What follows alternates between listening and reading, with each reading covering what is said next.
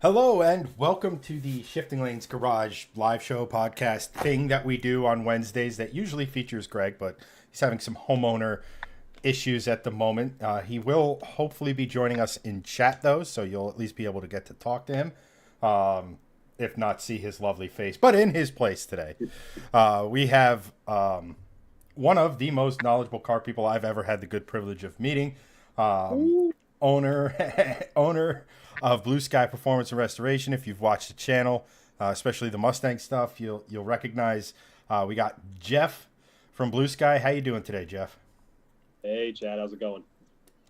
Hey, happy to have you on, man. But so for those who, well, let's just face it, most of our viewers, especially the ones who tune in to this show, are of the Volvo persuasion, not necessarily the American muscle persuasion. Just Right. give a quick intro of who you are, what do you do, that sort of stuff.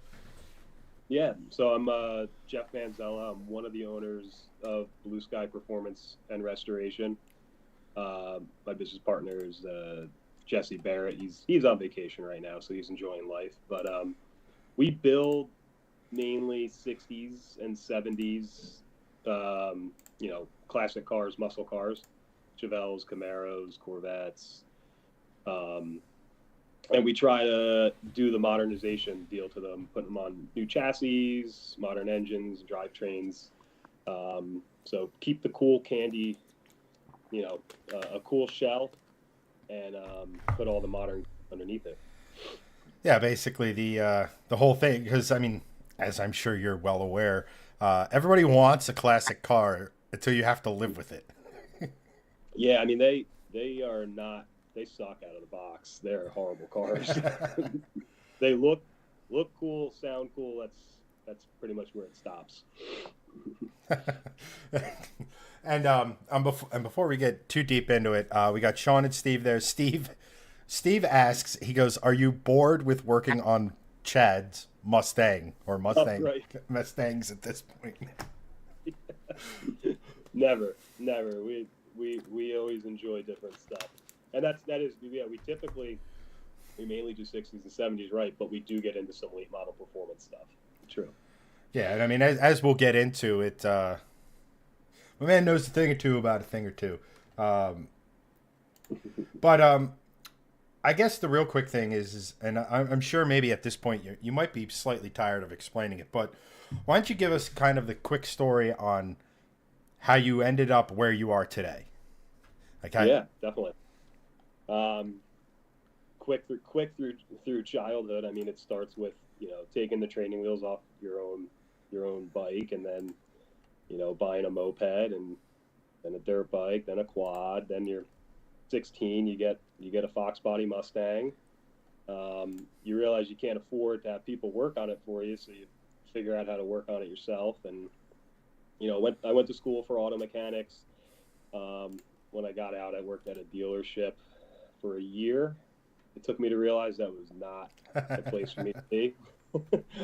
Thankfully, Jesse, my business partner, he actually worked at this shop that we were soon to take over, Blue Sky. It was Blue Sky Classic Cars at the time. Um, he helped me get a job there. We were both shop managers. Um, 5 years in, the owner sold the business. Not good stuff with the business happened, and Jesse and I were able in 2015 to essentially pick up the pieces, almost start from scratch, just the two of us. So we're coming up on our 10 year now, this fall. wow. And we'll have 6 employees plus the two of us working in the shop. So it's been a wild ride. And I mean, we haven't. Maybe we've documented a little bit with the silver car, but Mm-hmm. to like your old shop was basically a showroom with a what was that, a two Two bay, bay garage, two bay, two deep. Yeah, 4 cars. and then the shop you guys have like what's the like just on the mechanic side of thing, what's the square footage distant or difference? So we went from my old little, yeah, that 2 bay, two deep shop. That was, I think, man, like just over 1,000, 1,200, 1,300 square feet. Um, that was my operational space. I've now got 6,000 square feet. The whole building is 12,500 square foot. Yeah, I feel like your new showroom's bigger than your old shop, like all of it Yeah. combined. Oh, yeah. That's about like 2,000 up there. So yeah, yeah. Yeah, it's incredible. I mean, just what's the best way to describe this? It's like I grew up. Well, not grew. That's debatable. But as I got older, I've grown, especially doing like shifting lanes and some other ventures that I've done and stuff. Like that entrepreneurial spirit, and to see where you guys were and to where you are now in a relatively short amount of time of you guys kind of owning it, right? Within a 10-year span, you went from a small shop to arguably a car enthusiast heaven. The only thing you're missing is a track. Like Yeah. Soon it's to come. it's hugely hugely impressive. I did want Thank to you. deviate because we have Sean, who's our resident West Virginian engineer. Actually, I think you actually are technically an engineer, Sean, but think Appalachian American. But at any rate, he has this old 940 Volvo wagon. Shocking, I know. Right. And he got a 5.3 LS. On a budget, if you were to single turbo it, what would be the ideal turbo sizing for that? 5.3. I guess like a 78 millimeter, 75, 78 mil, something like that. Um, that'll give you good power, but if you the problem, you don't want to go too small and crush the rods. If you go too small, it'll whip up real quick, make a bunch of torque, and that'll bend the rods on that thing. Okay, so that's one of the things because when he was talking about like he got a junkyard motor and he has a turbo and he's trying to do it on the as we all do like, all right, how do I not spend everything or even Sure. half of everything? And I was a little worried. Oh, Timmy's actually a sedan. Sorry, Sean. Um, it's it's one of those things where you look at it and you're like, like he has the front splitter on his car is old license plates.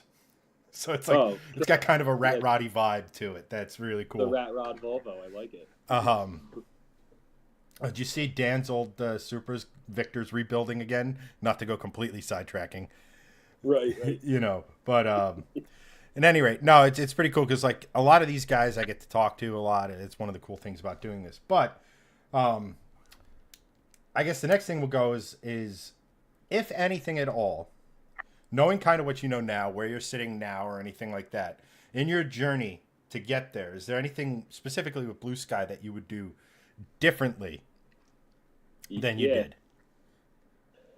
yeah. Obviously everything has worked out pretty well for us with how we started it, kind of like what our goals were. Um, but that stuff changes on the daily, quite honestly. Um, I think a big thing. I don't know. I mean, we did.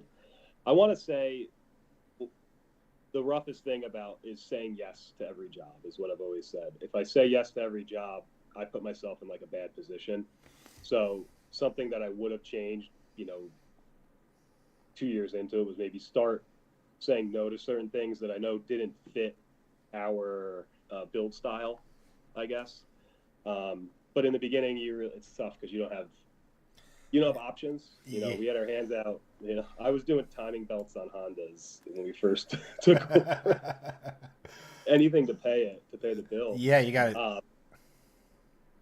But it took a while. What happened was saying yes to everything for I think too long of a period of time, like past when I had to. Um, it put us in a little stressful of a position because I started to feel obligated, and that just added a lot of stress to just the daily life. So saying at some point saying no, to certain jobs, that would probably be the one thing I would have changed early on. No regrets from anything at all, though. Well, you live and you learn, right? Like, you don't, if you make, not that anyone ever does it, but hypothetically speaking, you don't learn and grow and have the knowledge base that you have today if you did everything, quote, right from the start, right? We learn from Yeah, our mistakes. Yeah, we didn't know what right was. Yeah, but that's the thing. You learned, and that's owning a business, right? Like, it's knowing what you don't know is as important as knowing what you do know. Yeah, I was just on the phone today, phone and emails with Holly tech support today, which usually not great when you're on the phone with them, the outcome. But this guy was good, and he wanted to help me out, and he said to me that he's like, see, I learned something new every day. I'm happy that you called me because I got to learn this. And I was like, well, that's the reason I do this, because every day is a new challenge. So it's I've just added another thing up here to try to hold on to. That was specifically we have that. You've seen that white GTO 69 with the shop. We just did roadster shop chassis on it, and that's a direct injection car. And it was just one part of the ECU got updated, and the other part didn't. Is what it wound up being. And the direct injection stuff is pretty new, so I'm still feeling my way around that. But once we got the software updated, we're running crispy now. So when you tune something that now is it on, so that's an LT, and are those only DFI or are they DFI and port? I forget. Just the direct. Yeah. Okay. So yeah, unlike the Coyote, yeah, they just run direct injection on those. Gotcha. And then, which leads me then into the Gen 3 Coyote. Do you have to tune fueling for both systems, i.e.? Yes. So now I don't get crazy into like the factory computer tuning stuff, but I do know my way like around what's happening in there. So on the Coyote stuff, it's a mixture of both, and they can blend the port injection with the direct injection. Most of the time in the high horsepower stuff, I believe that they're actually turning off the DI injectors like at wide open throttle and just running the port injection system. It may just be, I don't know how far the DI injectors can go on a Coyote, honestly, because they put 16 in for a reason. So I'm assuming that the direct injection stuff is a little bit lacking on like fuel flow. Yeah, I remember listening, I forget which, I think it was Cooper Boghetti's podcast or whatever, where he had John Lund on, and he was talking about like how the more horsepower you end up making, the more they dial the DFI back. I forget why he said they don't delete it as far as like just turn it off. You have to have some flow or something like that through it. Yeah, and it's great supplemental. Like if you I mean, you can make now with the DI stuff without doing, you don't have to even do pump upgrades. You can, with just bigger port injectors, stock lines, I mean, you can make 700, 750 because it has 16 injectors. So it can take you a little bit further than like, let's just say, go back to just the Gen 2 Coyote. You're just relying on the port injectors. That's like, with your car, that was pumps, lines, rails, and a big injector upgrade. Yeah. Oh yeah, I remember that. Yeah. Because like I remember the first part of that build when I got the supercharger was, do I get this kit that came with the booster or the full fuel system? And I don't think you hesitated for more than a nanosecond fuel system. And like it's like the one, don't skimp on your fuel system. It will kill the car. So like, yeah, you can get away with the booster pump, but all they're doing is taking 14 volts and making it 16 or 18 volts. So it's making a pump that was meant to spin at 14 volts, spin at 18 volts. So eventually it's going to fail. Probably going to fail at wide open throttle. You put the pieces together. yeah, that literally. Doesn't take long for that math. So, I guess next thing, just kind of get outside of, because these guys, a lot of the guys watching and stuff like that, know Greg and I more than just car guys. So just real quick, and we asked this of pretty much every single one of our guests on their first time on. It's a two-parter. Basically, the YouTube channels you watch and the ones you find yourself liking the most. Now, if you're like me, that changes every month and a half, but both in the automotive space and the not automotive. Yeah, so it's funny. Like I do cars all day.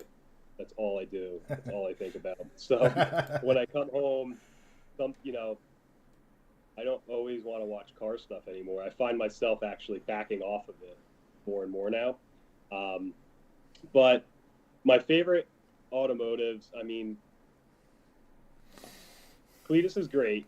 That's a great channel. It's not like an intensely educational automotive channel, but it's an entertaining automotive Right. channel. So I do watch the Cletus. I really like watching Steve Morris, his channel, and because he gets real technical on stuff. Yeah, his like Yeah. hour-long video. I think, what did he do? Like a 30-minute video on the difference between radials and full-on slicks. Oh, it's great. And now I know everything about radials and slicks because of him. And then that actually triggered when I watched that.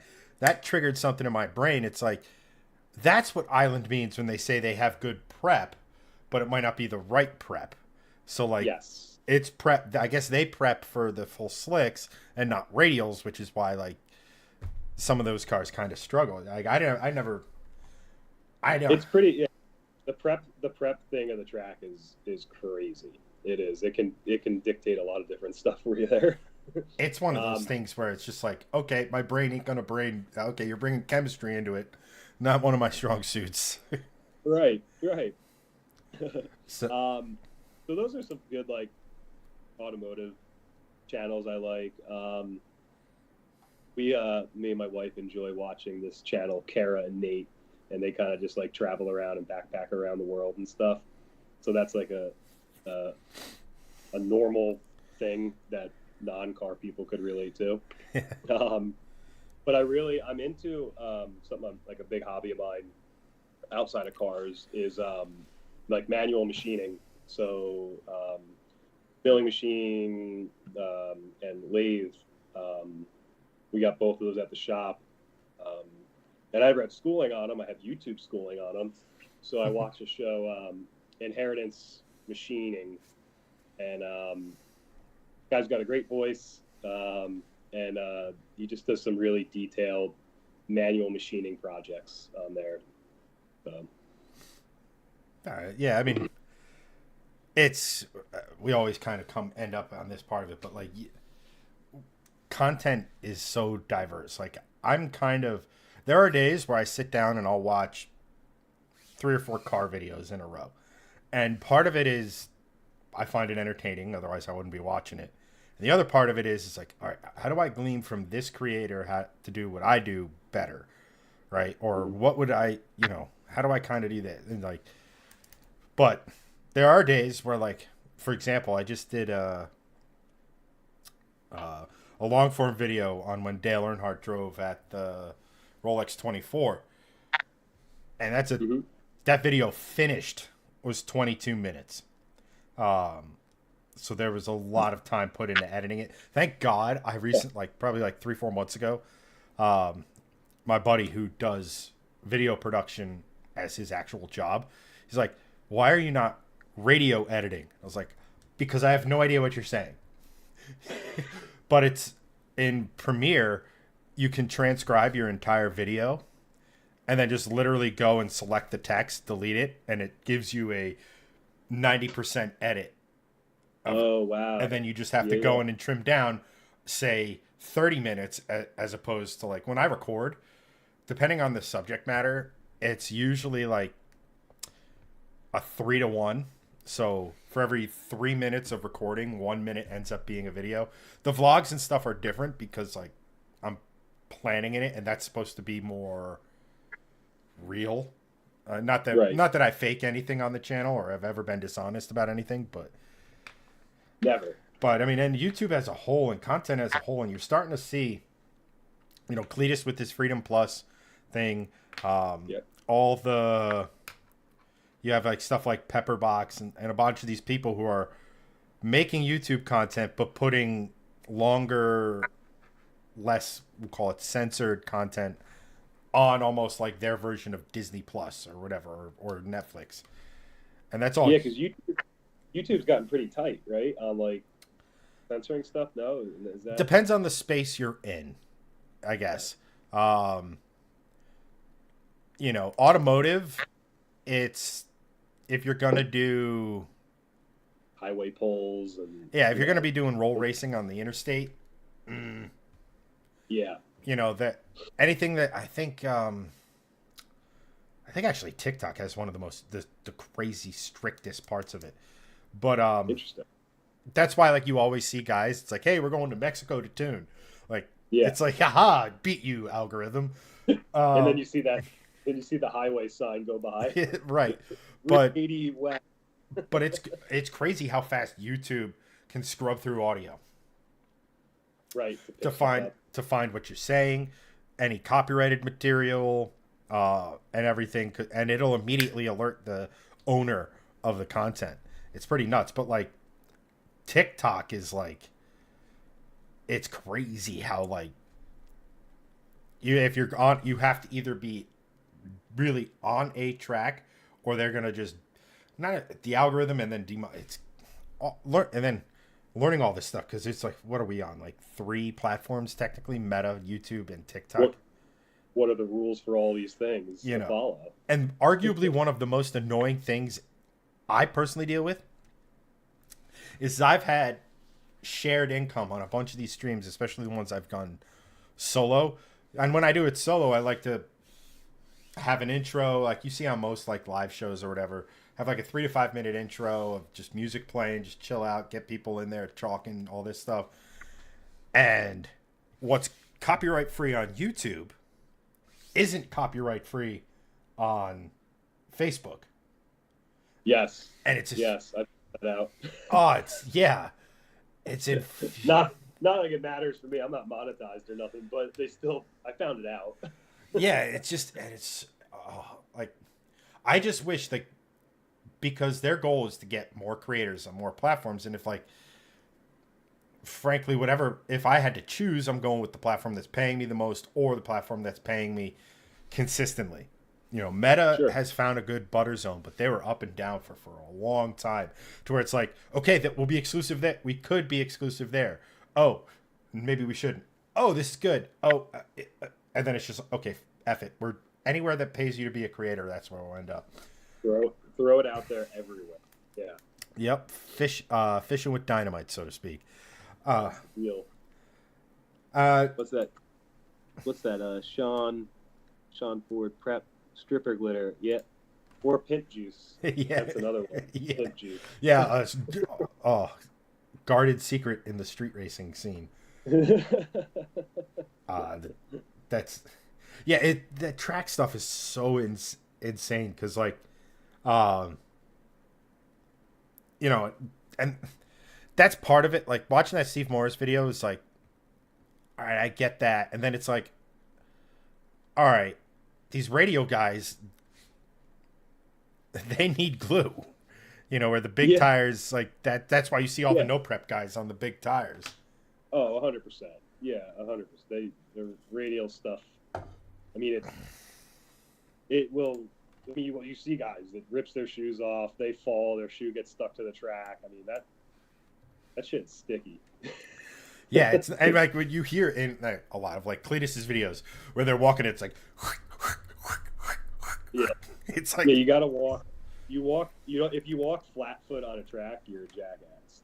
You gotta walk on the sides of your feet so that your shoes don't, your feet don't stick. What was it? I forget. I was down. Where was I? I think I was in a track in. I think it was North Carolina, one of the Carolinas. With just friends of my father and stuff, just on a test and tune. And I didn't have a car. I wasn't running and stuff. And I think I was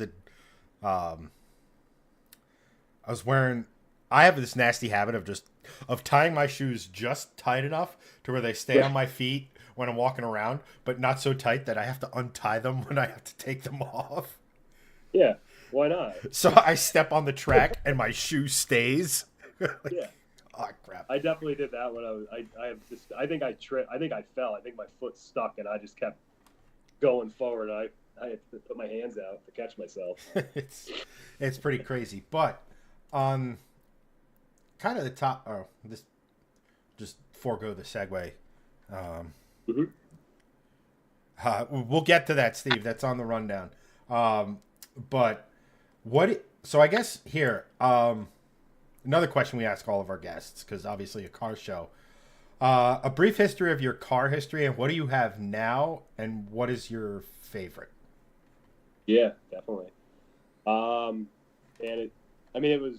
it's always been Fox body Mustangs in the past. That's what started it.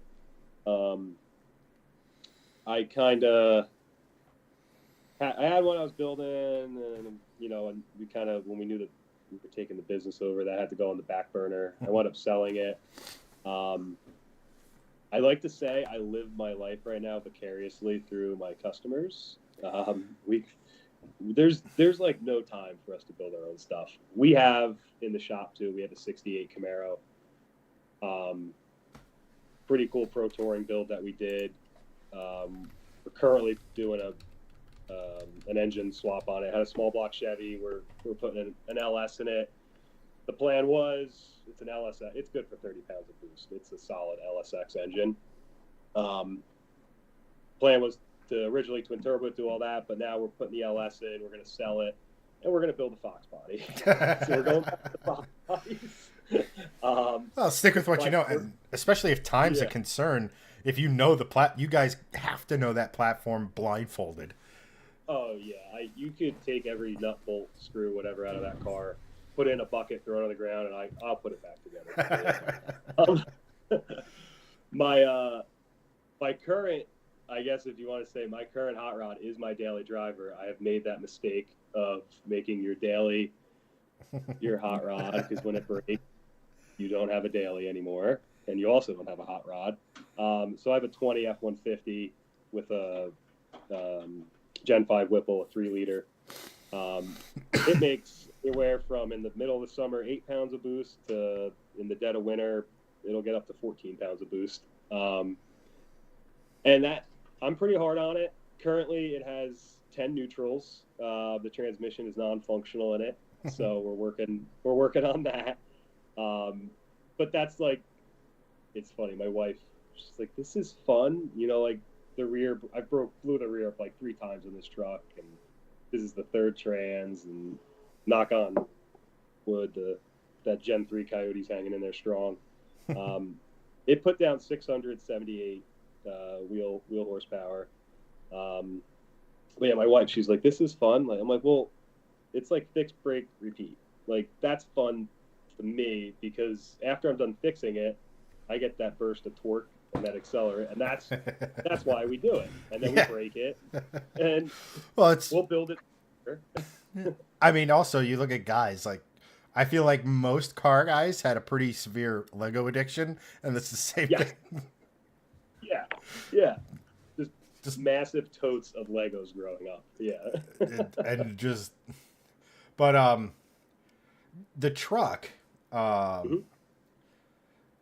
forget. I think it was in one of Victor Alvarez's most recent videos where he was, or maybe it was Palm Beach, because they're doing the tuning and sort of the repair on. He just got a S197 for their list down there. Yep. And there was a shop down there that did 10R80 stuff, but like, I don't know. I mentioned that just only because has there ever been a thought to going to a 6R80? Just because, as I understand, those are a little more robust. They're way stronger. 6R80s are pretty robust at this point. What can be the part setting of it for the tuning knowledge. The problem, you can't put a 6R80 behind a Gen 3 right now that's controlled by a stock computer. So the Gen 3 engine ECU needs to have a 10R80 behind it. If this would be nuts, which I would never do, but if I switched my truck over to Motec, then you can put a 6R behind a Gen 3 with the Motec, and obviously the Motec, it's all CAN. Everything works still like factory, all your cluster. You don't even know the difference driving the car. But I'm not investing $10,000 in ECU and harness. Those ECUs are ridiculous. Because I remember with the old with the silver car, like looking into that sort of stuff. I mean, and the Ford computers in general are just pretty powerful. It's just an OEM ECU, so they limit what you can control. What you can control is it's a pretty powerful unit, but Oh yeah, it's. I mean, when you get in there like through HP tuners and start looking at all the different sections, and there's a lot in there. Whoever designed that is psycho. I mean, that engine though, there's a lot going on compared to a lot of other stuff. Yeah, and it is hard. Like the standalone platform for Coyotes, like they had it decent at least for the Gen 2s, and then when they came out with the Gen 3 with the DI and the port and the variable cam timing, that's a lot for an ECU to handle. There's not like that's a pretty when you go into the standalone market, you're pricing that up to the highest tier to control that stuff. Speaking of cams, the cam circuit and sensor codes have returned on my car, so that's fun. That's what that was the other day. Yeah. So I'm guessing phaser or sensor is, yeah. And I'm guessing with that stuff too, it's a lot like injectors, right? If one goes bad, the others aren't going to be too far behind, so you replace all of them. You figure, yeah. Like so, my truck has here's the plumber's house has leaks situation for a mechanic. My truck also has a phaser issue on the exhaust cam. I feel that's a known issue with Coyotes, if I understand, right? Yeah, it's big time. Yeah, so what I did was actually it's the pigtail from your cam phaser from your Gen 2 that was half melted. I made a little pigtail with some extension wires because what happens is the phasers actually they just get debris in them over time. You know, just there's dirt in your oil from combustion, and it's a very fine. It's like a plunger that's coming in and out, a solenoid, and the plunger gets stuck. So I literally pull over on the side of the road, click this thing, and go over to my battery, click it on positive and negative a couple times. You hear the phaser clicking, the car starts up, and it's fine. So what really done is the valve cover needs to come off, and the phaser has to be replaced. But when you're a mechanic and you know a workaround, you're going to run that to the very last. Well, what is it like? What is it's an old adage like never buy a mechanic's car or something like that. Because you put in the title mechanic. I'm not saying you're like that. I'm just saying, you know. No, trust me. Yeah, most mechanics, because you know your limits. Like you know how far you can push something. So I'm going to push it to the very end, and then I'll make the repair on that part. Now, I am good about maintenance, though. I do my oil changes. My regular maintenance is pretty. Just when like there's a broken part, I don't want to change that. I'm not getting paid. Normally, I get paid to change this stuff. It's actually costing you money because you're not getting paid. Yeah, it's double time. No, I mean, now when that issue arises, am I right in? I think it just locks the cam in the not fun or the low RPM mode or whatever. So it's crazy. It locks it in the. It's actually like I believe it's in the advanced because at least what's going on with mine. I don't know exactly. I haven't figured out yours yet, obviously, but mine will start idling like chopping. It's like it's got set of aftermarket cams in it because the phasers aren't pulling the cam timing back for the smooth idle operation. And when that would have happened to most people, they would have stopped, got their car towed. I 2-footed it to keep it running from Flanders all the way back to Denville, a good 20-minute, 30-minute drive. Yeah, it's no, I mean, I don't know. I mean, maybe because I have noticed that like the exhaust note has been nicer at idle or a little more aggressive at idle, and I was like, this is kind of neat, I guess. But like, obviously, that shit has to be done. And what I'm really hoping is that we can get a bunch of the parts sold, and I can just do the cam swap and all that at the same time. Yeah. I mean, at least to do them, it's really not. The phasers aren't terrible. You just have to take the valve covers off. You don't have to take the timing apart. You don't have to take even the front cover off if it's the intake ones. Oh, okay. Yeah, you can. They're at least serviceable. is nice. Well, there's a plus. Something in the these things aren't. And trust me, chat, you know it. We are absolutely going to be getting into more coyote talk, but to kind of break that up, and this kind of goes with along with Yonderson's comment over on Facebook or whatever, YouTube certified mechanic. Just a Yeah. little bit more than that. To such an extent, we're going to start talking SEMA now. Oh boy. I know you guys have been. I know, what was it? The Le Monster has won awards there. So 2019, yeah, we took the Le Monster there. Yeah, it was a 1966 Pontiac Le Mans that we dubbed the Le Monster. That was our first time to SEMA, first car of that caliber. It was a high end Pro Tour build. I was on a Roadster Shop fast track chassis. There it is. There, that was. So we got in with the HRIA, which is the Hot Rod Industry Alliance, and they'll sponsor, shops, even just individuals, to get their car to SEMA, to get them into a spot. We still have to pay for the transport and everything, but they got us there. They put us in front of some really good people, some really big names in the industry. That photo, they actually pulled the car out of SEMA on like a Wednesday or something like that, which once your car's in SEMA, it doesn't leave SEMA. They let us pull it out because we actually shot a promotional video for SEMA with the Blue Man Group in that Le Mans. That's there. right. So I remember you mentioning that. yeah, so that was like our first SEMA experience. I'm like, how the heck are we ever going to top that? Just build it again. Cool. Yeah.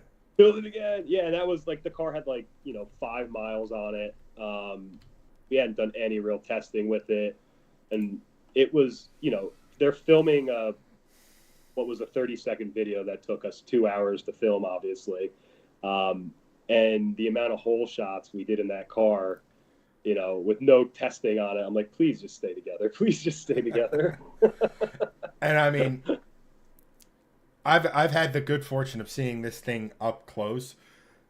Everything is custom, like the grill inserts and stuff. That's all EVOD, right? EVOD built, yeah. We sent them the stock grills so they could scan them, and they're all made from a big hunk of billet aluminum. And then they have the classic Pontiac look in the front. They have, those grills are like little, like kind of whiskery eyebrows. So we have DRLs and switchbacks for the turn signals built into there. It's like at night when you have the running lights on, it's a pretty intimidating car coming up behind you. But like the bumpers are all tucked and fitted. All the it's hard to see in the picture, but there's all custom valencing on the front and side skirts with boom tubes put into them. The shaker hood from a 78 Trans Am, we incorporated the scoop on that. Just endless stuff. The interior, we have a really, really good interior guy, Chris with Bucks Customs, Pennsylvania. And they say he takes our sins and makes them look just, when the cars go to him with no interior in it, it looks like this from the outside, but without having guts in it. It's crazy what he puts together for us. Yeah, it's crazy. Like, interior for me at least is one of those things where, okay, as long as it's not offensive, I'm fine with it. But you notice real quick when it's not great. Like, I always tell people the biggest thing with me was the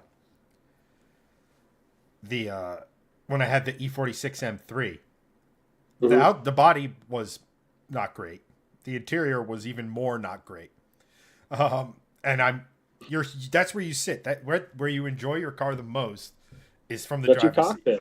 So all that, yeah, the tactile surfaces and stuff, it matters. But what's the power plant in this? Oh yeah. So this is cool because we actually kept it Pontiac powered. Typically, the way things are going, it's going to be an LS, but that's a Butler it's an all aluminum, so it's an aftermarket block, but it is a Pontiac, all Pontiac block and heads and everything. It's a 535 cubic inch Pontiac, naturally aspirated. It made 696 at the crank, and then on the chassis dyno it was like 570, 580. It wound up putting down. That's going through an automatic and a Ford 9-inch rear and some tall tires. So there was some high parasitic loss on it, but I mean, I think it still made over 600 foot-pounds of torque. Like that thing, you could be in high gear, step on it, and it's blowing the tires off. Yeah, Greg and I have talked about this ad nauseum and stuff. There's internet, a lot of horsepower, and then there's real world, a lot of horsepower, right? Like we've talked about this, but for the benefit is when the silver car died. Now, don't get me wrong. I wasn't thinking about changing it or anything like that. In fact, I was hopefully finally getting that car to go to the other part of Bluesky for body work. Yeah, we were working our way to that roof. Yeah, that roof that's been sitting in my garage for I'm half tempted to just put it on before we do anything else to the car. But like the way I'm wired is mechanical first. Like if you have something that makes your car look faster, but all it has is an exhaust, so it's not actually faster, that bugs me. Like if it's your car, do you? I'm not going to sit here and take a dump all over it and everything. But in my head, knowing that, it would drive me nuts. Yeah, we all have our priorities. So, but like for when I got the black car, that was now time to be like, okay. I mean, the 705 is great. That's people perk up when they hear that more so than, and it's less to explain, right? Like it's in sales. The more you have to explain, the less likely you are to sell. It's the same thing with content. The more you have to explain why this is cool, the less likely someone is going to be think it's cool. So, but I was like, because I bet you it's like, what it would take to get us near 600 crank horsepower? Because for the Mustang, that's the perfect amount of horsepower. Because I was knocking 325s off of that thing in second gear if I stood on it. Yeah, you got to get an F-150 because you need 4-wheel drive. Well, that's it. I mean, that's exactly it. It's like there's only a certain amount of power a certain chassis can handle on the street, and at a certain point, there's power that just you need more. Did you ever see the guy who did an first gen S550 and he did the all-wheel drive swap on it? No, I haven't seen that. I'll have to send it to you. Yeah. I believe his first thought was to do a Tesla, i.e. the GTR all-wheel drive. Okay.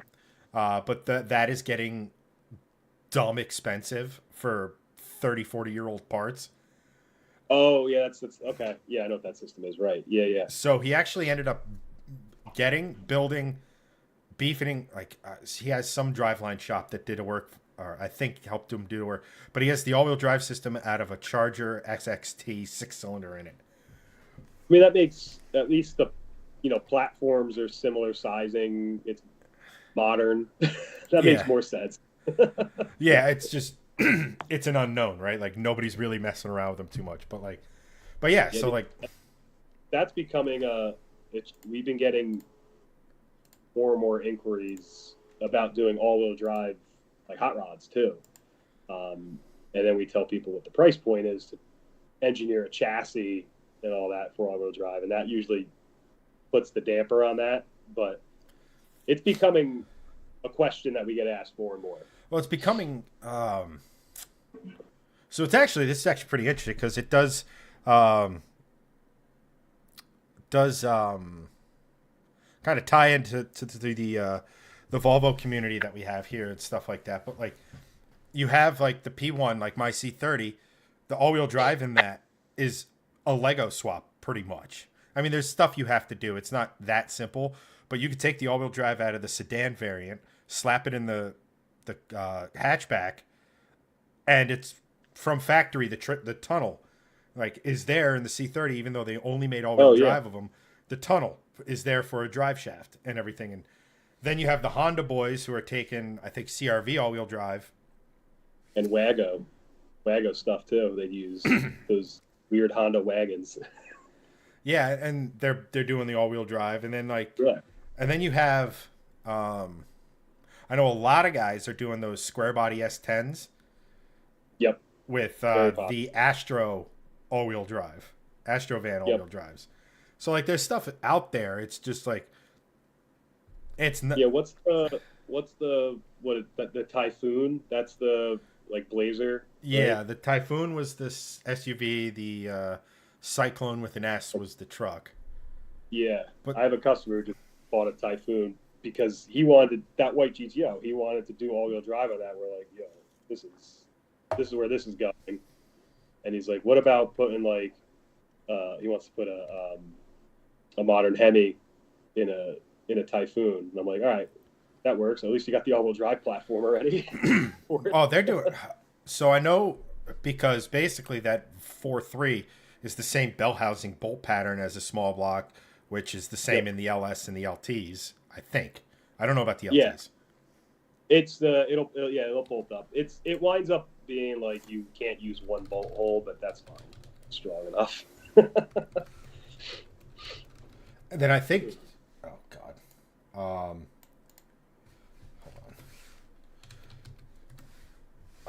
Thanks for watching, Steve. We'll catch you in the next one. It keeps wanting me to tag stuff to reply to your comments. Sorry about that. I think someone I think it was Sick Week, put a Coyote in a Cyclone clone with that all-wheel drive. Yeah, I think I saw that. I think that flew across my feed somewhere pretty quickly. Yeah. There's a Fox. I think there's a Fox body out there. That's all-wheel drive. Yeah. I mean, we do have. Can't spill the beans too much, but maybe in the next 5 to 6 years, we might have an all-wheel drive Fox body coming out. Not Bluesky owned, a customer that we're just tickling the beginnings of a project with, right? That's pretty. I mean,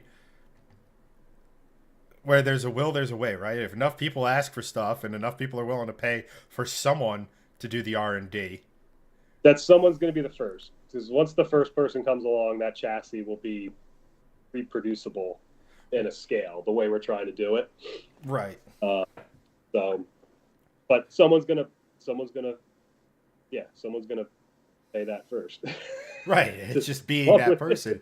And then as far as like the all-wheel drive development and stuff, is that something you do with, say, Roadster shop with the chassis development? Would they be doing 100%. Most of the heavy lifting, or is it collaborative? It's I mean, they do, they got it set up so good for us right now, the way they're building chassis for the whole industry.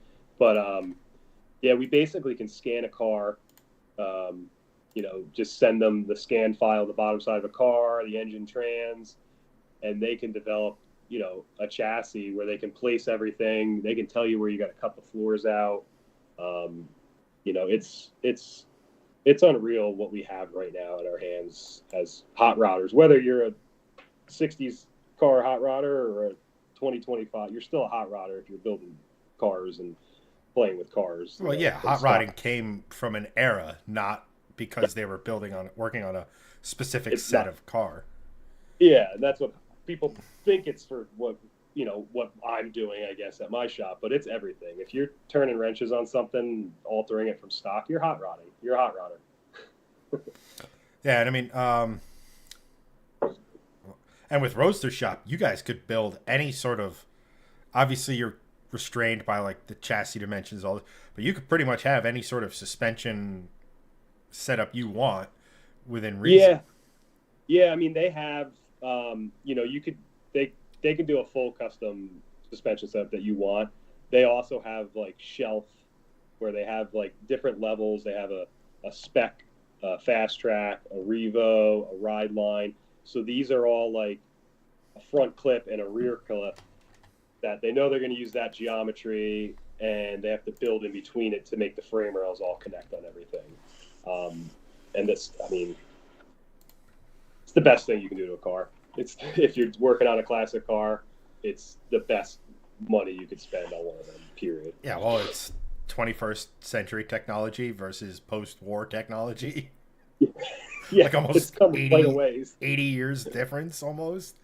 And like even like we do that, I love, I use QA1, I use Ride Tech, I use Hotchkiss, um, a bunch of these like they'll bolt onto a stock frame. You can't alter the geometry enough with control arms to do what Roadster Shop or even other frame manufacturers are doing right now in the industry I'm in. Yeah, and I mean, if a cut, so I guess best way to ask this: a customer comes to you with, say, I don't know, pick a car or what have you. Now let's just say the chassis is in good condition. It's not rotted or whatever, but it's still old. And they say, hey, I'd like to do X, Y, and Z. Is it, hey, that's great. You should probably consider doing the chassis if you're planning on, saying, making this amount of power? Or is it just, guy comes to you with a Fox body and says, hey, I want to put a more pissed off version in it. Obviously, that's up your guy's alley. But, like, it's like, yeah. I guess what I'm trying to ask is, like, when someone comes to you for, hey, here's my car, here's what I want to do with it, how often does that, you should consider this modern chassis come up as far as, like, something you guys recommend? Yeah, like, I mean, part of my job is to consult and put people's hard-earned money in the best place possible into this hobby. It's an expensive hobby. Mm-hmm. It's starting to become more, at least, efficient on the resell, where you're not losing as much, but it's not 1-to-1 yet. You're still at like between 50 cents on the dollar and 75 cents on the dollar if you're trying to build one of these cars and sell it.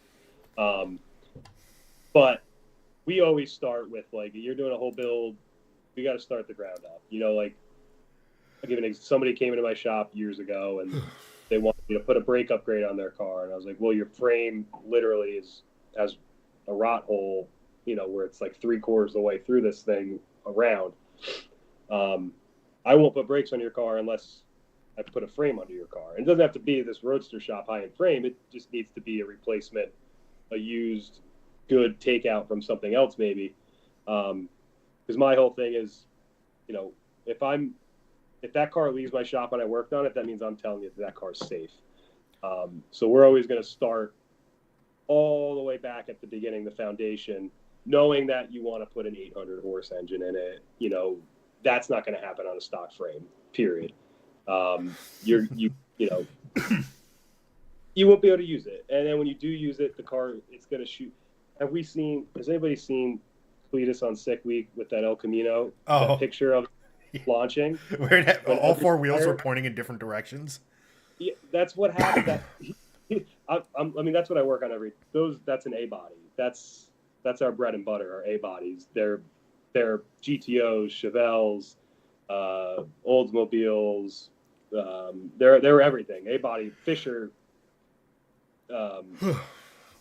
GM didn't make their own bodies. Fisher made them, and then Oldsmobile used that. Pontiac used that same stuff. So, like, he's looking at it. He's like, I don't know why it goes that way. I'm like, I know exactly why it goes that way. Well, did you watch the CJ Race Cars just did a video where they were up underneath it? Yeah. And they were going through everything. Like, and I'm sure you know exactly what you'd look at. Like, you don't have to be under it to know what it looks like and stuff. But, like, I know exactly what those rear bushings are doing. Yeah, they were like, some of it were missing. What's honestly part of the thing that's happening to that chassis is, like, it's diamonding. So, like, when it leaves, you have the two rails, and if this is the front of the rails, when it's leaving, it's actually doing this. The frame is actually moving like that on it, and that's why that whole car is like every direction possible. It's amazing that that little 10-bolt held together. It's amazing the car held together, because that thing was running deep into the nines. Like, with really good 60. Well, yeah, but still, that's actually the fact that they let him run that car. I know he's Cletus. I know he's like the downside to them saying, look, this car isn't safe enough for you to race, would have gotten them a lot of backlash. Yeah, but in Cletus reality, also dying would have gotten them a lot of backlash. Yeah. That car was not safe to race, No. and that's why they're doing now. They're putting cages in them and stuff. Yeah, but that's like they just screwed up. That's when stuff goes wrong, it's going to go wrong because you didn't do it right the first time. So that's dangerous for sure. Like don't do what Cletus does. No, basically, he's an entertainer. Yes, yeah, that comes first. His ad and YouTube revenue comes first. You watching comes first. Yeah. No, I mean, what was I gonna say? That thing is just the amount of rust that was on that thing, man. Like the body panels, like, oh, like. Well, that's what it's great. I mean, you see how far we cut cars apart. I mean, there'll be no exterior panel left on the car. No floors left in the car. Just inner rockers, if we're lucky. The inner roof skin, the usually the cowl and firewall are cut out of them. Like we cut these cars down to absolutely nothing because they are so rotted from the inside out at this point. It's the only way to do it. So and that's structure too. They're frame cars, but that body is structure too. And these things are dangerous enough as they are. I don't know if you've ever seen they do crash tests like on old Oliver, an old Impala. It's like everybody's like, oh, the real steel, real bumpers, they're lead sleds. You'll never get hurt. You're gonna die. You're gonna. Yeah. It's not. You're not gonna live. Well, they did. I mean, 1, they didn't know. 2, they didn't have to. And 3, they just some cases just flat out didn't care. Oh yeah. I mean, why would a auto manufacturer skimp on something to make more money? I never heard of it. That's like, unless you're the Swedes who were. Jason Camisa just did a great video on I'm going to blank on these cars, but it was the car was a mother chassis that was it was so modified, but like Saab had it, Lancia had one, Fiat had one, and I forget who else. But like the old adage is that they took them crash testing, and the Italians were like, "This is a great success. This is perfect. Absolutely the pinnacle of safety for Italian manufacturing." And the Swedes over at Saab were appalled. They were like, "What? There's no way." So like the door skins, I think, are like 2 or 3 times thicker on the Saabs and everything. Yeah. These people are. Which makes a difference. In the terms of hot rods, it's like building a house, right? You're not going to build a house on just the dirt. You're going to put a good foundation under it, Yep, and everything. So, I guess it's good as any. Get back to it. As Elliot would say, I'm a Ford guy apparently for loving this engine so much. But the Coyote platform, right? Like, I personally believe of sort of the big 3, the Coyote, the LS, the Gen 3 Hemi, it does the most out of all of them. And I use Brett LaSalle as an example because it's a factory casting head, factory casting block, and for the longest time he was running 2,500 horsepower with a Roadrunner, which is to our viewers who don't know, the Roadrunner engine, or Coyote, was what was in the Boss 302s. And apparently they decided, all right, we're going to make this crank capable of holding 2,500 freaking horsepower. Go figure. But the question is, and we've had this conversation on a bunch of times, especially with one of our guests, Elliot Alvis, big Corvette guy. And when I say I like the Coyote over the LS, that's not me saying the LS is shit. It's just I like the idea of what this engine can do and how modern it is and capable it is and how, in many ways, it is an American 2J in the sense of how over-engineered it is. Yeah, for sure. It's a wild package that you can get out of the box, just untouched what you can do to it. But as for you, as on one side an enthusiast, right, the car fan, not the guy who you are the guy who actually has to go and work on it. But if that wasn't the case, right, like You had someone you trusted who'd do the work for you. And then on the other side, the mechanic, the guy who actually has to do the work.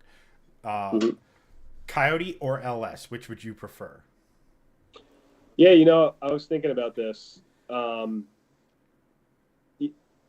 To somebody who never has taken apart an engine before, you probably want to take apart the LS first.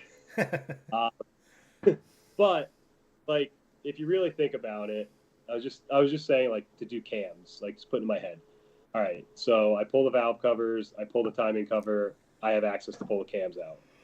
On an LS, pull the valve covers, pull the timing covers, same thing. You can pull the cam out, but then your lifters will fall into your oil pan. You could stick rods through the oil galley holes, supposed to hold the lifters up. If you put a cam, you probably should change lifters. To do that, to change the lifters on, you got to pull the cylinder heads off. You lost me there on it. I got to take the heads off to change lifters. You know, a Coyote, you pull the valve cover off, everything valve train related is right there. The chains are can be intimidating, but they're pretty idiot proof. Where like there's dots and marks on the chains, and basically you just line the dot up with the mark on the chain and do that up here, and as long as you do that, it's in time, you know. So it's just getting over all that, the fact that there's 4 chains running your engine around. I don't like the idea of chains whipping around at, you know, 8,000 RPM, 9,000 RPM. That's kind of scary. But I don't know if there's. Wait, you were the one who recommended I spin mine to 9,000. Yeah, it's scary though if you think about it. That's moving really fast. That's a lot of RPM. You know, but on that same token, it's cool. Like, take a factory LS and try to rev it that high. You know, so like obviously the chains are stable. You can rev it that high and everything's good. You're not going to rev an LS that high. I think, but you know, and the LS is just the older iteration now. I mean, GM now has a dual overhead cam, you know, engine that they're working with, and it was just bite the bullet and get it done. Unfortunately, Ford probably paid more over the years trying to perfect it, and then GM came in and saw what the Coyote was, and they're like, okay, this is the architecture we need to follow, not the original 4.6 sock motor. that was just yeah. Because what, like I mean, it would, if you're talking about a modular, you know, Coyote and then modular motors, I would say were the previous generation. I would do an LS over a modular motor, but a Coyote over an LS for sure. Yeah.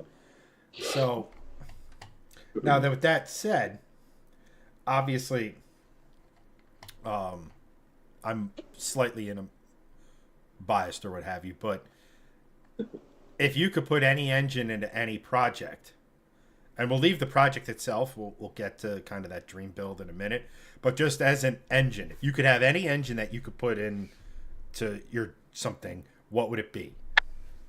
Yeah, I mean, shoot. I like those Turbo S Porsche engines. I mean, they're pretty ridiculous. I've had some firsthand experience with a tuned up one. Those things are animals. Like, that's engineering. Oh, the Porsche engineering is insane. Like, they have a version of the IMRCs that you get. IMRC is on the Coyote, and I guess the best way you would describe it is almost like a secondary throttle that is modulating airflow speed. Yes.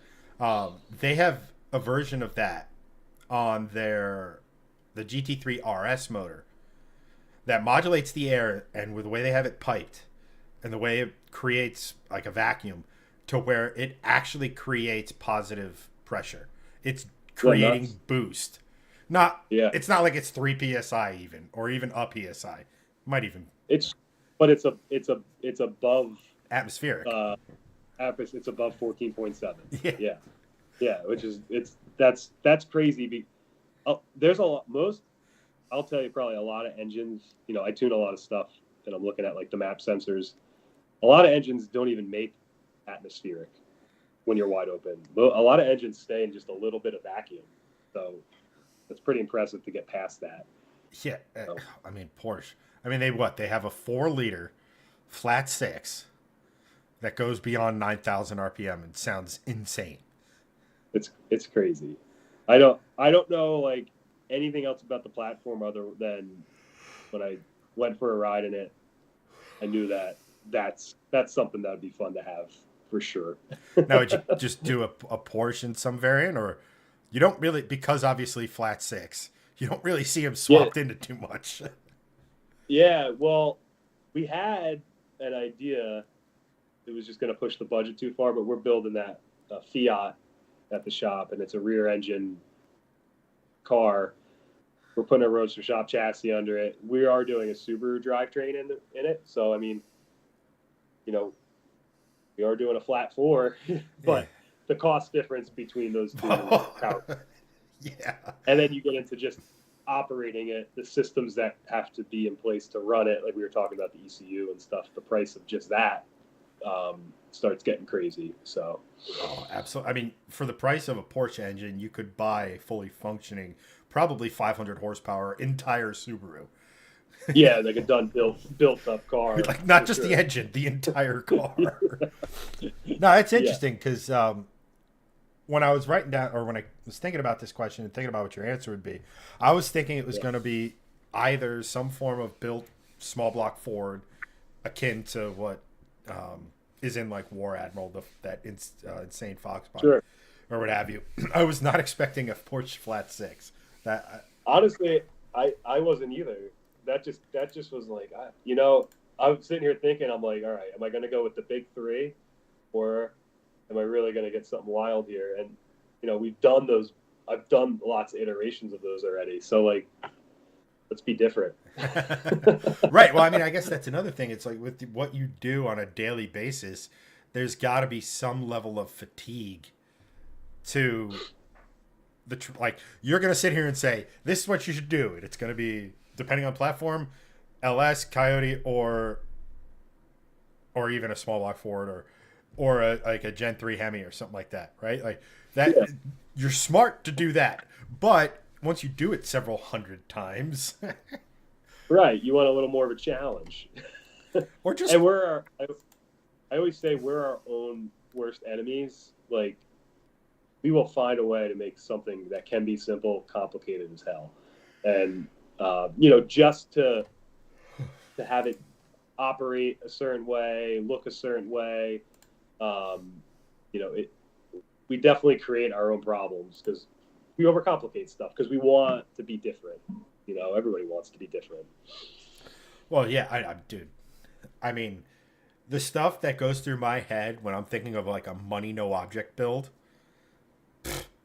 Yeah.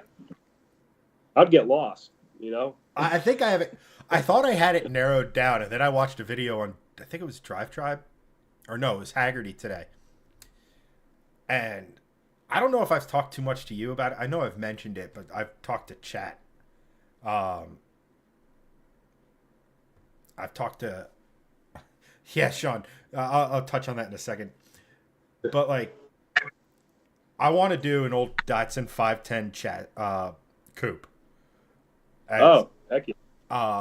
Because it's small, relatively lightweight, just something like that. But I don't want to do like a turbocharged 4-cylinder, and I don't want to do a V8. Mm-hmm. So like my first thought was to do what is it? I forget the company, but they make a 90 or 9,000 RPM with ease built K and stroked K25 that makes about 350 horsepower NA. It's like, ooh, that's kind of cool. And then I started getting to thinking the VQ and the Porsche Flat 6, specifically like the RS platform, they're not too dissimilar in terms of bore and stroke. Sure, yeah. VQ sounds like hot ass if you put the wrong exhaust and stuff on it. God, they do. The Porsche RS especially at full chat, sounds better than any 6-cylinder that's ever existed, in my opinion. They're amazing. So in my head, I was like, well, if cost is no object, go see an engine builder, get a custom crank, get custom cams ground, and put the same bore and stroke or as close as you could get. same firing order as the Porsche because it's different from the VQ, and have even with all that engine building, it's going to be expensive. You're probably still cheaper than the Porsche engine. Right. And I'm like, I was like, crankshaft. You can just cut it and turn it, change the firing order, weld it back together. oh, it's like you ever see when Rob Dom's assembling like the shaft yeah, on the rotaries, how they just come apart. It's like, man, imagine if that was for pistons and stuff. But again, it's like I'm not doing it. It's like, all right, who's this engine builder? Okay, here's what I need you to do. Yeah, I mean, people are building crazy stuff. Well, like the Riddler Award this year, which is like a crazy one-off, like hot rod, multi-million-dollar, 5 to 10 year invested project. That's insane. It's a car sculpture. Can Dig it built the basically the Corvette that he made, and that's a V12 LS, I believe. Yeah. Which is, I mean, that is right. That's the only V12. Like, so somebody's. I know people have been doing that for a minute though. Like, there's a company that does the 12 or I forget what they called it, but it's not a common thing because obviously you have to think of, all right, this guy's going to build an engine from scratch. Crazy. But it's just like people are doing it is kind of like the point, I guess. Like, you think like, oh, that's wild, that's crazy. Someone is doing that wild and crazy thing that you're thinking about. You know, it just isn't on YouTube yet. Right, and that goes kind of back to Sean's comment.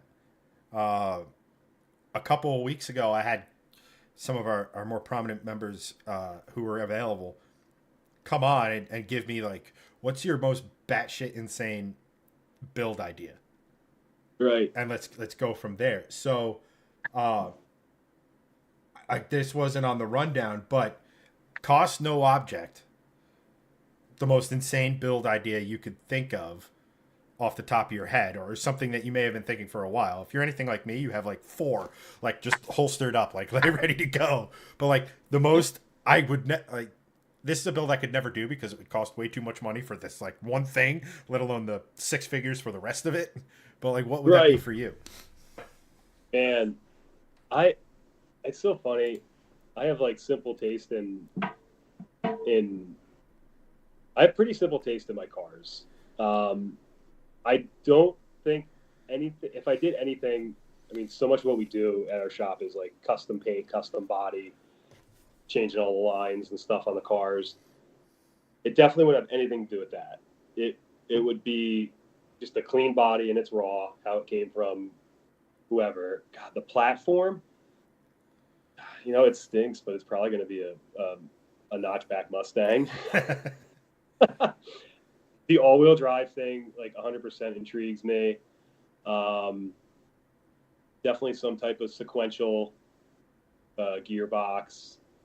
And man, I mean, again, for the engine, geez, if you could put a Porsche turbo, like if you could set that up, I mean, that thing would be, not even keeping the engine in the front of that, you could pull it back into the fire where you could get almost like a mid-engine type of feel, I guess. You could probably pull it back pretty far. It's so low to the ground, like just all the weight from that engine.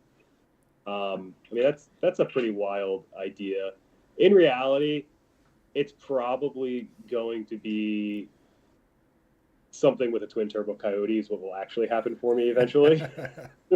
Now, will a Coyote with twins fit in a Fox body, or do you have to sort of hide them and run like no, they're actually it's pretty impressive. The width of the Coyote's crazy, but it will fit like between the shock towers on that car, and then the actual distance you have in front of the engine, like radiator to engine, it's a lot more than even like the factory 302 would have had in there. All the new engines, they take the accessories, instead of just sticking them right on the front of the engines, poking out, they're all on the sides and tucked into the backwards a little bit. So like just that, you know, there's just enough room for a 6-rib pulley in front of the engine or so. So plenty of room for twin turbos in there, plenty. But then there's like outside sources weighing on me. Like, my wife sees Tara, she sees certain cars that we built at the shop, so she likes, particularly like this '39 Ford that we built, this pickup truck. So if I lean more towards that direction, I get a little bit more freedom with what I want to build if I go to that '39 Ford platform. Yeah, and I mean, no, I mean, let's face it, like twin turbo Coyote in a Fox body. I mean, you don't even have to. I mean, that's an easy 700 wheel without really I just trying. yeah, like, and to me, it's like make it hook. I just want to go. I want to accelerate really fast when I get on the highway, and then just cruise at 70 miles an hour.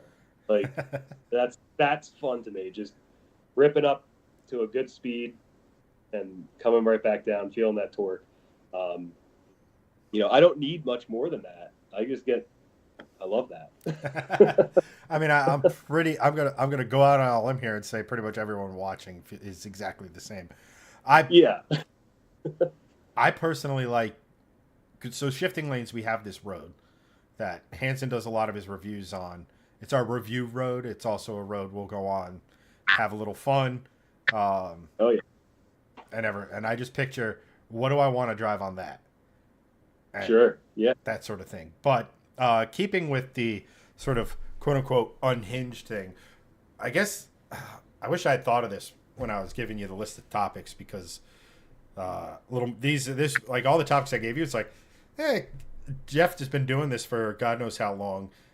Probably has something on or near the top of his head for this, but like this one, and it just came to me. What's like the craziest idea or the most unhinged or the one of the things where it was like, you want to do what? That someone's come up to you and asked if you could do it. And did you do it? Oh yeah, right. Yeah. Craziest. What are the craziest things? Well, we have this one-star Google review from someone that wanted us to put a Tesla, an exhaust speaker on a Tesla. And then when we told him we don't work on Teslas, he got upset with us. Like, go see an electrician. What are you doing? Yeah, I was like, what the heck? That's funny. I please say, go look at my Google reviews, because I purposely didn't like fight or argue that, because I feel like it helps my business to have that 1-star review. Yeah, it's like, this person, they wouldn't work on my Tesla. Sold. That's who I'm going to work on my car. That's right. No, I mean, we get like, it's crazy. It's what's one of the number one questions we get, and it's not like about a particular building a car. Can you put airbags in my car? And I'm like, do you understand, what timing and engineering and probably weights and ballasts and all that go into airbag deployment, so that the airbag itself doesn't kill you? It's like, I was like, yeah, well, we had this conversation. So I think Ford has a patent from like a year or so ago, and it's airbags but for pedestrians, and it's behind the bumper of like an F-150. So I was like, and in my head it's like, so you want to put claymores facing forward, right? Like, like, I don't think people who have never been in an accident where the airbag's deployed will never understand the violence of an airbag. Oh yeah, it's rough. It is an explosion directed at your face and other sensitive parts of your body. Like, perfectly timed. Yeah. Perfectly timed. And the craziest thing about my accident is that I was in my I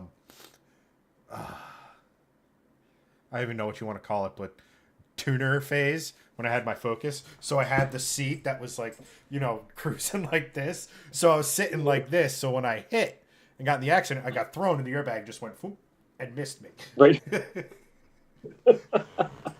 But yeah, I gained an appreciation for just how violent they are, because what the hell just happened? Yeah, I mean, if you we save them, because that's money too for you. Well, like we put because like if we're building, like, the most modern car we build really is like a Fox body right now. And if it's 90 to 93, it came with airbags. they do work because I did crash a Fox body and the airbag deployed on me. But most people want to put a tilt column in it. They want a nice sport steering wheel, whatever. So like the airbag just goes away. It was only for the driver anyway. The passengers didn't have one back then. But you take those airbags and you put them on, a garbage can or like put a 2x4 with like a cinder block on it. It's insane how high they shoot. Yeah, it's crazy. When the airbag deployed to my Focus, I had one of those old radar detectors, and it came out with such force and through the panel or whatever. I think this was on the passenger side. When I tell you that radar detector was sheared down the middle with precision that you couldn't get from any sort of mechanical device. Like it wasn't like it was like cut clean here, then like the circuit board came out a little bit, and then it came back, and it was clean. It was like someone came through and swung a katana faster than any human, and just sink right through. It was nuts, and like that's where like it's crazy. I would have loved to have been in the room when the guy came in and said, "Hey, I have this new invention. It's an explosive pillow, and it's going to save lives." Yeah. It is pretty wild. But that's like, yeah, we get asked that quite a bit. That's insane. And obviously, it's just a straight up no, and then I bombard them with the reasons why you don't want to do this and why I would never do this. Again, it goes back to you have to build the safest vehicle ever, and last thing you want is for someone to be driving in like a ShopRite parking lot, hit a pothole, and catch airbag to the face. Yeah, I'm not an engineer by any means. I am definitely a mechanic with maybe some knowledge of structural whatever with these cars and stuff, but yeah, definitely not an engineer whatsoever. But so we get asked. That's something we get asked a lot. I mean, we get a lot of like, we have like our website where you can submit a project, an idea, and then it's a way for us to get in touch with you. Sure. I mean, we get a lot of can you do this? The craziest thing that we got approached with is hopefully we're doing is that essentially like that all-wheel drive Fox body. That's like the most wild idea right now that we've had a preliminary meeting consultation.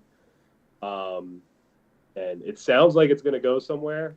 That's going to be probably the wildest and highest dollar thing that we've done at the shop to date, if that does land. Now, I'm curious. So that the all-wheel drive nature of it. Oh, that reminds me. Trailblazer SS all-wheel drive stuff. That's also being used in a bunch of different cars now too. Yes. Yeah, people are using man, I forget what I was talking. Roadster Shop has like a platform that they do use for it. I just can't remember offhand what they're using for like a front axle.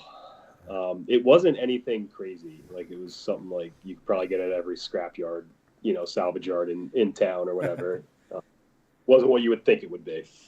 Now, are they going all-wheel drive because they're like, I guess there's a couple different ways you would do that, right? It's right? It's an all-wheel drive Fox body.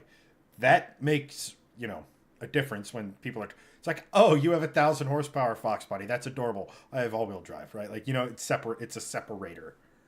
Yeah. Or do they plan to do like actual like hard launches in all-wheel drive, or like, God forbid, I can't even think of like a rally scenario, but like, you know what I mean?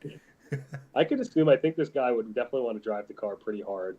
It's also would be a rear engine car as well. So there's a lot of stuff for it that I don't want to put too much out yet because I don't know if it's happening. Right. So I don't want to. Yeah. Damn. But that's the synopsis of it, really. So think of Singer Porsche, Singer Fox body. That's kind of the idea. The Manzella Fox body. You mentioned it because of like engineering and stuff like that. And another question, and you are with by far and away the most. I'm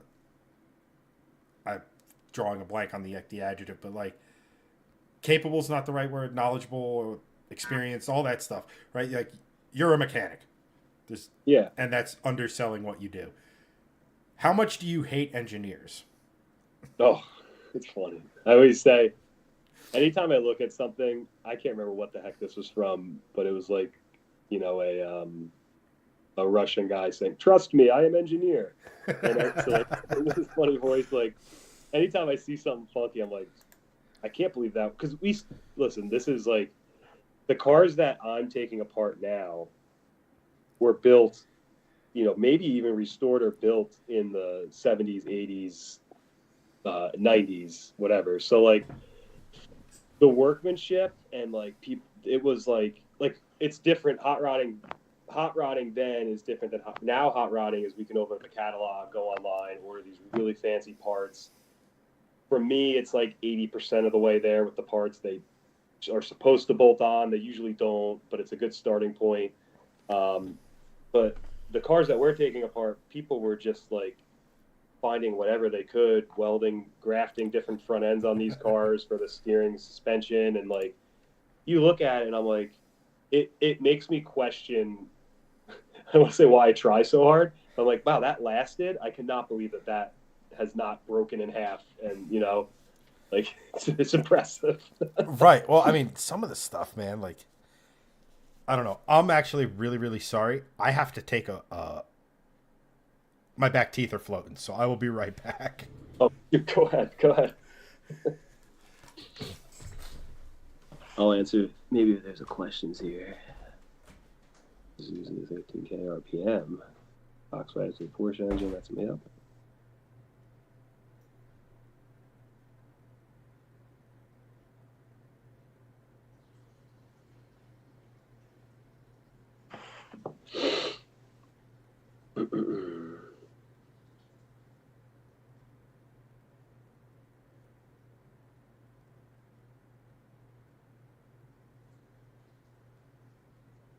Yeah, Sean, if you got crazy mountain passes, you need to go. I don't know if you have or whatever, but my life changed when I went for a ride in like a GT3 and then one of those Turbo S's.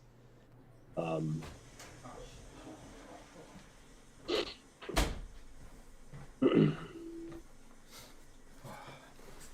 Sorry about that.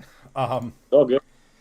No, I mean, you probably got to see it. Just the fix, and then someone's fix for the fix, and then it's so departed. Yeah. And like, Yeah. I guess like a lot of the stuff you work on, right, isn't like say for example, my car, vastly different in the engine bay than say a Fox body or an A body or even something from like the 60s and stuff. Like just the amount of wiring alone in a modern car is. Oh yeah, yeah. And it's what's nuts is, you know, you think like you look at a modern car and you're like, man, they pile everything in there. There's no space. If you take those parts out, you would all the parts from a modern car and tried to fit them in an old car, ain't gonna happen. There's you. It's deceiving. So the space outside of the frame rails on an old car is huge. The space inside the frame rails is very small, which becomes insanely restrictive to try to put a Coyote in something. I mean, I just fitting the alternator on a Coyote in a classic car is like a feat in itself. It's insane, just because the rails are so narrow on older cars. And then obviously we've learned that, which you feel like they probably knew that back then though, a lower and wider stance makes you handle better. So they've altered the chassis. Making the chassis wider makes the car handle better, even if you have the same suspension on it. Yeah. So I guess and a couple more here. Of all the cars that have come out of your shop, what is your favorite? Yeah, I mean, there's a lot of for sure like top ones out there. I mean, War Admiral, that car is awesome. I mean, Tom Tom literally said, "Build the Fox body you want to build," and thank God we line up on what we like. Well, I don't know. He's brought it back to you a lot. Yeah, the problem is Tom doesn't like. This is an addictive. Cars are an addictive industry. I mean, when we bought this building, obviously I did not pay cash for the building. I mean, I took a loan for the building. We had our hands out, and we had a meeting with, a bunch of, I call them suits. I was in my shop garb. These guys, guys and gals, were all dressed up, bankers, whatever. They're like, do you think that this is a phase? Well, it's been a phase since the 50s, if it's a phase. I said, this is like an addiction. Car people will refinance their house to pay for their hobby. It's absolutely crazy. But I think I got way off the beaten trail there on my favorite build. No, I mean, back into that. That was talking about the car addiction. How Tom is like, he's a rare one, because a lot of our customers are like one and done. We built the car, it hits the road, that's it. But Tom wants to keep upgrading it, so I dig that. My favorite, though, is probably, there's a green 39 Ford truck that I just talked about earlier. It's that's the one. Those are my two pups back there, two chocolate labs, Eleanor and Shelby.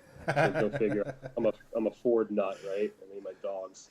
I mean, you're not putting, Camaro and shoebox back there, right? Yeah, Camaro shoebox.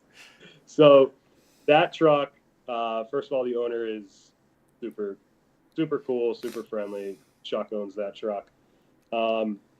That's probably like I think that truck, that was fully restored back to original in like, it was the late 70s or early 80s. That's a 39 Ford. So that paint body we left, that was just in such good shape. And what we've been doing a lot of these survivor type builds where you don't touch the paint and body. If it's in fair enough shape for you, just put all the modern drivetrain under it. So that truck is on a TCI chassis. It's not Roadster Shop. That one is TCI. That has a Gen 2 Coyote 6R80. It's got it's a leaf spring rear still, but it's air over the axle. You can see there's a hitch on the back of it. So this thing has trailer brakes. When you hook a trailer up to it, it auto levels for you. So the idea behind this is the owner is into tractors. He's into 30s and 40s Ford tractors, and they're small. They weigh like about what the truck probably weighs, like anywhere, and they could be anywhere from 3,000 to 5,000 pounds depending on the models that he's into. But he's using this to tow his 39 Ford tractor to the tractor show with a 39 Ford truck. He's going deep into okay. And it's cool. It's a cool idea. It's a cool build, and it's got good brakes, heat, air conditioning, all the nice gauges, the nice interior. You could drive that sucker anywhere, and it's an NA. It made $399 to the tire, through the Gen 2 and the automatic. And it's a friggin' rocket ship, because it probably does honestly weigh. I think it weighs sub 3s. We didn't weigh it, but just going off of all the original stuff and doing the bench math, that thing boogies and it hooks up. It's so unsuspecting when you take people for rides in it. They do not think. It's one of the best parts. That's one of the coolest things. Like, people are like, you get to have your own like Ford versus Ferrari moment where Damon takes the guy playing Henry Ford II. Yeah. Holy shit! This is that fast? And like, there's that. They don't know any better because they're like, this is an old car. What are you doing? It's not an old car. Only the sheet metal's old, basically. Only the sheet metal's old. What's crazy about that, though, is still they haven't really come up. We could come up with something better, but it probably costs a ton to make them. But so the body is, it's steel body, steel frame, but they use wood as the body mount. So it's long strips of this like I don't know how they make it, but it's all like steam bent up and stuff to get the shape right. And that runs all down the cab, between the cab and the frame, and then there's just bolts that go like right through that sucker. Almost like wood as a bushing, almost, or Yeah, that's what they used it as, and as like a as like a damper type of deal for the And I mean, originally the floors in that truck were actually wood too. In that 39 had wood steel firewall, but wood floorboards, and they're easily removable. You could get to like the transmission really quickly, and the pedals and the linkage and all that stuff. Yeah, pretty insane. So just find another one of these and put this body on your truck. So yeah, and funny enough, so we built this, but so this truck got into Truck Hub magazine a couple years ago, and a current customer now, wasn't at the time, saw it. He has a 39 Ford pickup truck, and he's like, I want you to build me basically the doppelganger. And I was like, all right, well, it'll be similar, but it will be different. So I have one at the shop now that we're putting together on a Roadster Shop chassis. Gen 2 Coyote 6R80 still. But this will be on an RS chassis. Dang. So it's like a way for me to refine it even more now. And then maybe I'll be able to refine. It'd be like the final draft for myself at one point.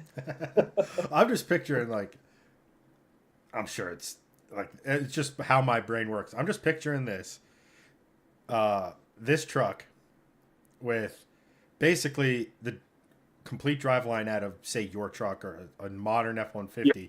That four-wheel drive system, and effectively boost and a 10-second truck that looks like that.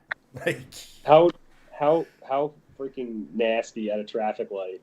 That thing too. We have the two idles. We got the Ghost Cam tune on that. And okay. The normal one. So like when that thing's chopping next to you at a light, you're like, what the heck is that doing? Yeah, and the chop on a Coyote's not. It's slightly different than your push roddy chop, right?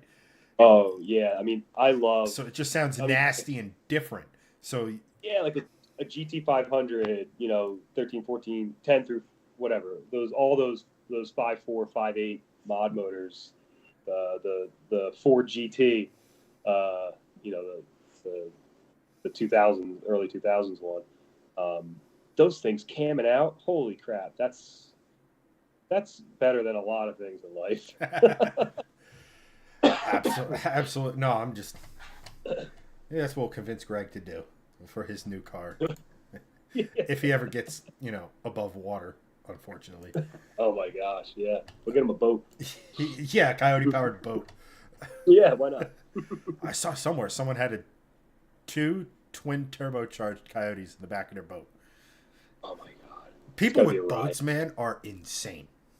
Like the engines and stuff they're putting in that. Like, they're on Opac. I don't know if the guy's still there on Lake Opac, on the local lake by us. He has it's a jet engine. It's an Apache, I think, like helicopter engine in a catamaran, like speedboat catamaran boat. He has a Lake Opac on this thing. I mean, we were up to like $120 in this thing. I'm like, this has no reason to be on Lake Opac. Yeah, I mean, jeez. It's like 120 on a Lake Opac. Holy shit! I think it's like a 12 or I don't even know 20-inch stack coming out of the swim deck on this thing. Just a big stainless steel pipe for the turbine, whatever. Jeez Louise, that is, yeah. Like I said, guys with freaking boats, like boats are sick. Odd. It's just. What was I won't buy a boat because it's like I got enough problem with cars. Give me a boat. Well, that's like Mercury Marine. What is it? The Q. Mercury makes that SP4. They made that for the cars. Is that what you're talking about now? Well, they made an automotive variant of it, but it's the QV or it's the Q. Yeah, quad valve QV4C. So yeah, it's like LS and yeah, it's like an LS Coyote almost. It's an LS. Basically, the block is LS and the heads are completely them. But the power they're making, like they were making 1,500 horsepower easy without even trying. Yeah. Just Yeah, they discontinued them for the. I'm almost like 99.9% sure. I think they discontinued them, like the automotive version of that engine, because who the heck was buying that thing? yeah, and it's ridiculously expensive. And if you're trying to make 1,000 horsepower, well, newsflash, an LS can do that without really trying all that hard. Yeah, actually, Roadster Shop has one because Roadster Shop did a car with one, and they have a second one for whatever reason sitting in their showroom in Chicago, and or in Illinois, and I think we had a customer who was interested in it at one point. They're like, "Yeah, buy it from us, take it, please." like, it was like this big thing for a second, and then all of a sudden it just blew away. Yeah. Well, like I know the car. I'm pretty sure it was in a Cuda. Was it in? It wasn't in the. Was that in Joe Rogan's before they? I don't think it was Sick Fish. I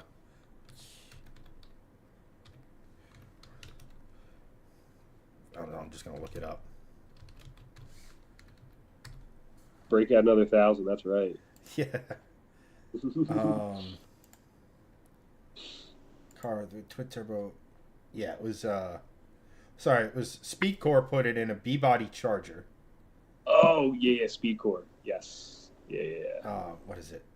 And it was punched out to 9 liters. So I don't think it was Kevin, right? What? No. Kevin Speedcore built that. Was that a CUDA for Kevin Hart, the one that? Oh yeah. Buddy wrecked or somebody wrecked it or some. Oh, I don't. I know he had a moment with cars and stuff, but I don't. Kevin Hart is like someone that you deal in small doses, and because he's so much in commercials now, it's just like I'm Kevin Hart carded out. Yeah, like they wrecked that car, and then they tried to go after Speedcore because they didn't have like airbags and like full race harnesses in it. And, like you're driving a 68 CUDA, right? Like what do you think? Yeah, and I don't know what speed they were going, but guess what? You could get there with even like a 340. You know, right? A hot 340. Like it's not. Yeah, the engine didn't make a difference to the skill of the driver that was being an idiot at the time. Mm. That's all what it always comes down to. Unless there's mechanical failure, it's usually we're just being idiots behind the wheel of a car. Yeah, I mean, 99% of the time it's a oopsie by one of us. Yep. And then lastly, bless you. Thank you. And this will come as cause for great excitement for the boys. Is there a Volvo out there that you would build? And how would you what would your thought process be with it as far as like engine, all that? I'm guessing you're just going to pick a Volvo shell and get a Roadster Shop chassis underneath it. Yeah, I mean, they make it so easy now. No, honestly, Volvos were like a beater car to us for a long time. Oh, those old 240s. Yeah, we had a lot of fun doing burnouts in Volvos. I mean, yeah, I love flying bricks. I love, no matter what if it's a brick, square body lines. I mean, I like Fox bodies, like I like sharp, hard lines like that. So like a Volvo wagon, it just needs to have the ability to do like third gear rollers. That's like, if something has the ability to do a third gear roller, no matter what the platform is, I'm going to enjoy this shit out. It could be a front wheel drive Honda. I don't care. Yeah. But like, I mean, and like, as the boys here know, like, the bricks are cool because of, designed by Etch-a-Sketch, right? Like, yeah. And like, I don't know if you've ever seen the meme, but the meme basically says the A in Volvo stands for aerodynamics. The A in Volvo. Yeah. Well, it's like they said, like the this was like the joke about the K cars. Like they asked like a kid to draw a car, and then they produced it, and that was the K car. The Volvo has roller. Like this is what the most basic form of transportation looks like on the outside. Yeah, and I mean, Um, and like, believe it or not, like one of the things Greg wants to obviously play with the wagon, but like, are you familiar with the Amazon or the whatever the 122 I think it is? But like these those coupes, are cool. like Those are they're cool. really cool looking. Then they like see there's a And there's some of that stuff is starting. It's cool because some of that stuff is starting to trickle in to like the show like networks that I go on, the Good Guys stuff or whatever. Like you're getting like older Volvos and stuff like this now coming through. yeah Pretty neat. yeah, but hold on, what was that? There, Sean, that's it. Sean sending Timmy, the light you painted the license plates, dude. Um, no, but it's interesting. Before shifting lanes, I knew of Volvo. That was it. I didn't know. Like when Greg said, "Yeah, I'm getting a Volvo as a project car," I'm like, "How much have you been drinking?" You know. Right. And then he's like, "No, it's this 5-cylinder. It sounds blah, blah, blah." And it was like, "Holy shit!" And then I ended up with the C30 and all the stuff you can do with those, and like, Yeah, they're really nice platforms. Jesse, my business partner. I can't remember what model I have, but his wife just got an SUV, a newer one. A nice car, super nice car, truck. the late model versions have what, in my estimation, the nicest interior of any sort of like luxury car. And when I say luxury, I'm not talking like like your Uber luxury, but it is so simplistic. And everything is where you would think it would be, and it's just a really really nice place to be. Yeah, it feels quality in there. Apparently, Yeah, the license plates were painted at the request of the state police. Oh, I guess that makes sense now that I think about it. But but yeah, man. Number one, I wanna thank you for coming on. yeah, It's it been a was awesome. long time coming. Appreciate you. Um, Secondly, uh, on your way out, and I always Mhm. I hit people with this as like a no prep thing. Best piece of car advice and best dad advice, even if you're not a dad, on your way out. Best piece of car advice. All right, this you know what? This is like I could kill this in one for the dad and the car, Okay. but it's leave your daily stock. God damn it. The goddamn it is the dad part. Yeah. I can hear my father saying that. What are you doing? What are you doing with this thing? I took my dad for a ride in my F-150. He had we ran till it was in the summer or something. We ran to the liquor store. We picked up a 6-pack to come back to the house with, and 6-pack was on the floor between his feet. I stopped. My dad's going on, what was he, 78 at the time. I was like, Dad, we're gonna do a 4-wheel drive launch. The beer went from his feet to his lap. The individual bottles came up off the floor, and 2 of them landed in his lap. That's some G force. I mean, Yeah, and my dad's like, "What did you do to this thing?" now, is your dad a No. car guy? Like, was your dad part of So the car guy thing for you, or? yeah, so he's not mechanical knowledge, absolutely zero zilch, but he's an enthusiast for sure. He's always been into cars. He drove that for me. Yeah, yeah.